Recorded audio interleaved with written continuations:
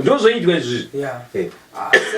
sekutsvagai seku iwe nyaya yakundowanitsvaga ndinofunga ndorashika muno manika muno muchimoyo muno mubheira muno mutete ndonzo ndorashika muno ndorashika chiini aiwa akusikurasika handife ndakarasika mumozambikano chero zuva rabuda neuku richienda kana kubuda neuku richienda kana kubuda neuku richienda handimorashika mumozambikano kana kabuda napasi richienda kuiwa sekuru kukutsvaga ikwandichero akusikutsvaga kuti mai marasika sekuru aiwa kutsvaga kuti sezvo ndaswera ndisipo nenda mboenda kugomona namufundisi ndasvika kumba kumufundisi anditi vandasvikira mufundisi vatone jene kuti vari kukwira kugomo munoona ona pasta vako saka vari kuda kuti kubva kuzimbabwe wazonyatsokuona kukosha kwapasta vako muno mozambique iyo nyaya yakapera kudhara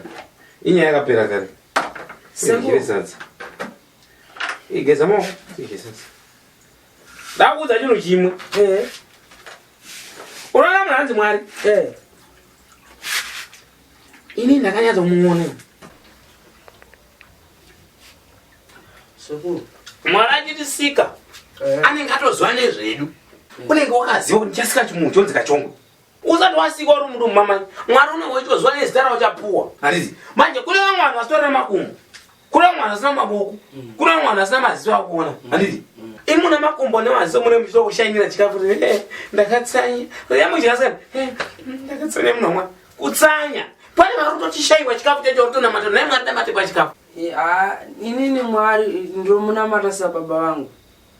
unonamata Mwari sani sababa vangu vatiyeza kumupa fosi handiti ndikuti Mwari imimi kana musina kutondipa mota hazitoiti Mwari ndokuvatai huru hazvinzavo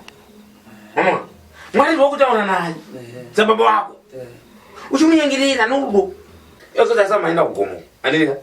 muchinotsvaka Mwari kuseri kumakomo tese muchadyiwa nechuma muza kuti mugemu pachi mune ishumba muno mozambique mu handiti motese mucharumwa izvi maningi ese zvokugarisa izvi handiti choro indikafa nenhamo choro ndikafa ndisina mota choro ndikafa sina kana gonyeti zvine basa rei ndikushandira vana vangu vana vachatevera ndo vachadya nhaka yenyika ipi nenyika ino kutsanya kana mwana waMwari chaiye Jesu Kristu aitsanya vanhu saka unozoona kuti uri Jesu we wanyatsozaza kuti Jesu we Jesu wakatumwa naniwe iwe wakatumwa nani pauri pawe Jesu wakatumwa pano pasi kuzofira isu iwe neniwe handiti wakabva watifira mwana Mwari kuti gem handiti amen namatai ini handisi kunamata zokuoneregwa zvoda kuti vanhu ndionei bodo ndakuchinamata nemwoyo wangu wese Mwari ndazvira zvakanaka mune rudo nini ndikulasadza Mwari komborerai rive nesimba riwanikwe nevavo varishaiwavo handiti ndikula zvo zvina mafuta ndapuwawo navo vanozwana Mwari ndichaiwana kana kauya kuno kumozambique kuzoshanya ndauya kumozambique kuzotsvaka mata ndichaiwana Mwari